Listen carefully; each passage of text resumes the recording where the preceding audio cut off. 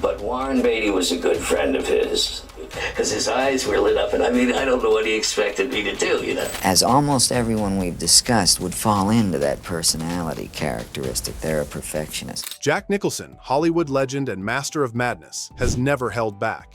At 88, he's finally naming names. 6 actors who made his life on set a living nightmare. From idolatry turned disappointment to chaotic co-stars, these stories reveal the brutal side of genius in Hollywood. So let's reveal the 6 actors he says broke his sacred creative code. Jack Nicholson has always lived by a simple, uncompromising code. Show up, be prepared, and tell the truth. Truth to yourself, truth to the character, truth to the audience. Anything less? Don't waste his time. And over decades in Hollywood, that code has been broken more times than he'd like. At the top of his infamous list, Marlon Brando. The man Nicholson worshipped as the god of modern acting became, in person, the ultimate professional disappointment. Nicholson idolized Brando's raw, explosive performances in A Streetcar Named Desire and On the Waterfront, expecting a masterclass when they worked together on the 1976 Western, The Missouri Breaks. But the legend was gone. Brando arrived on set overweight, unprepared, and utterly indifferent to everyone except himself.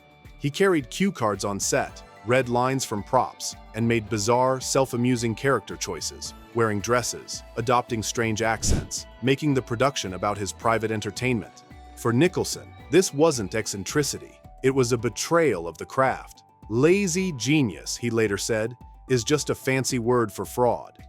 What was meant to be a dream collaboration became a nightmare. Nicholson vowed never to share a set with his hero again. It was a brutal lesson. Never meet your idols. Next, Shelley Duvall. The Shining shoot under Stanley Kubrick was infamous for its relentless pressure, stretching over a year. Nicholson thrived on Kubrick's intensity, channeling his own rage and obsession into Jack Torrance. Duvall, however, faced emotional exhaustion. Her raw vulnerability clashed with Kubrick's brutal methods.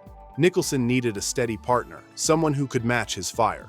Duvall's unpredictability, though entirely unintentional, created chaos. You need a dance partner, Nicholson explained, but it often felt like she was hearing a different song. Nicholson's frustration wasn't personal. He admired Duvall's talent, and with hindsight, he expressed deep empathy for what she endured.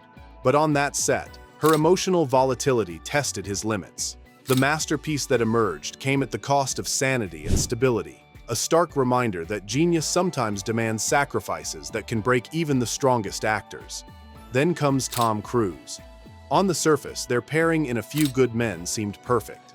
Nicholson as Colonel Jessup, Cruise as cocky young lawyer Daniel Kaffee. On screen, their confrontation remains iconic. Off-screen, Nicholson saw something different. Cruise's meticulous preparation, calculated energy, and intense focus felt artificial.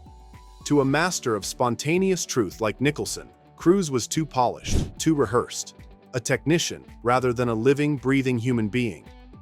The famous scene, "I'm trying to break through a wall," Nicholson reportedly said.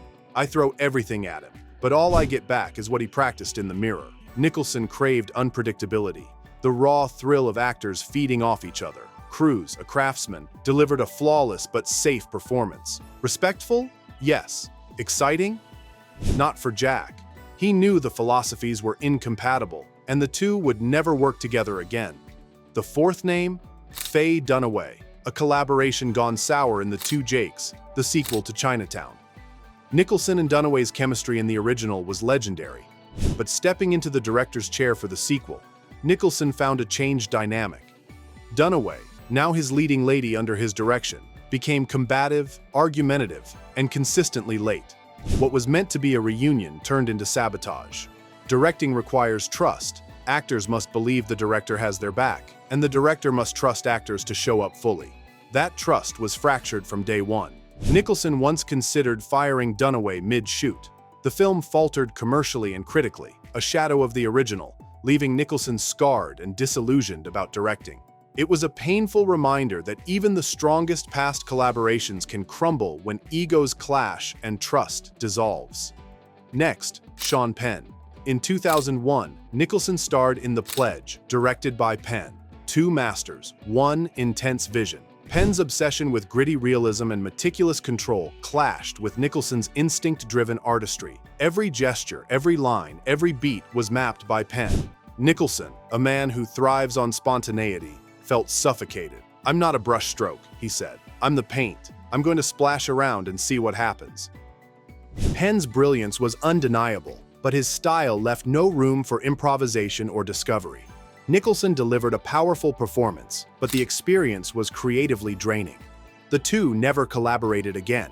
This clash illustrated a key point for Nicholson: talent alone isn't enough. Creative philosophy and freedom are vital. Restrict an actor's instincts, and you kill the magic. Finally, the most surprising, Leonardo DiCaprio.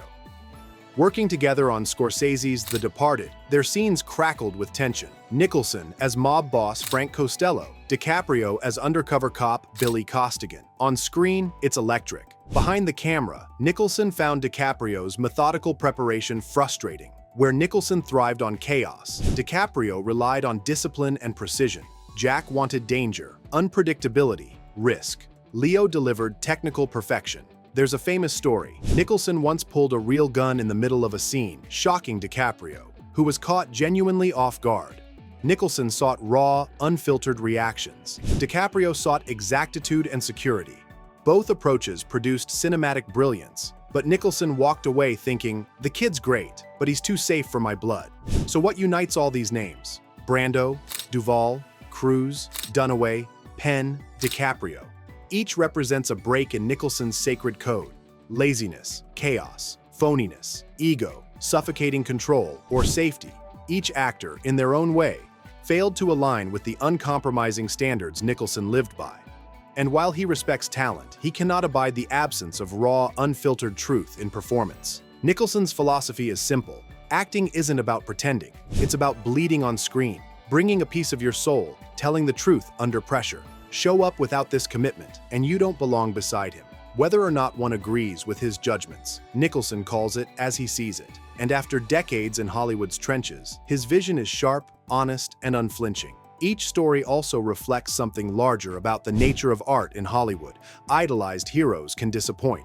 Vulnerability can be terrifying under extreme pressure. Methodical precision can clash with spontaneous genius. Long-standing collaborations can fracture under stress. And controlled, polished performances can frustrate artists craving chaos. Nicholson's list is as much a map of artistic friction as it is a tally of personal grievances. It's also a testament to his legendary career. Few have worked at the intersection of rebellion, genius, and discipline the way Nicholson has. He survived Kubrick, endured Brando's eccentricities, and delivered monumental performances alongside some of the most intense talent the industry has ever seen. And through it all, he maintained a commitment to truth that remains uncompromising. His reflections are less about bitterness and more about principle. They remind us that Hollywood, beneath its glamour, is a battlefield where ideals clash and genius is tested against chaos, ego, and differing philosophies. Nicholson's code, show up, be prepared, tell the truth, may seem harsh, but it's a creed forged in fire, the standard he applied to himself as rigorously as to others. For aspiring actors, directors, or creatives of any kind, the lessons are clear. Talent alone isn't enough. Preparation without heart is hollow. Chaos, when harnessed correctly, can yield brilliance, and respect for the craft, for colleagues, for the sacred space of performance, is non-negotiable. Nicholson's list of 6 actors isn't just a tally of frustrations, it's a manifesto on the art of uncompromising commitment. So, when you watch a Jack Nicholson performance, remember the standards behind it, the focus, the spontaneity, the willingness to risk everything for the truth. And consider the battles behind the scenes, the chaos, the unpredictability, the creative conflicts that shaped every unforgettable moment. Brando, Duvall, Cruise, Dunaway, Penn, DiCaprio. They all tested Nicholson, but they also defined him. In a town built on illusion, Jack Nicholson remains one of the last unflinching truth-tellers. His honesty cuts through the veneer of Hollywood glamour, leaving behind a clear message: respect the craft, respect the code, or don't step onto the stage.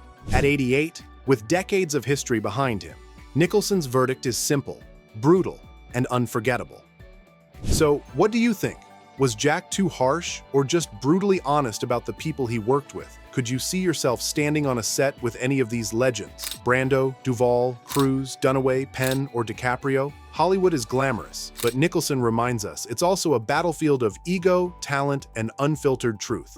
Share your thoughts and experiences in the comments below. We want to hear your take.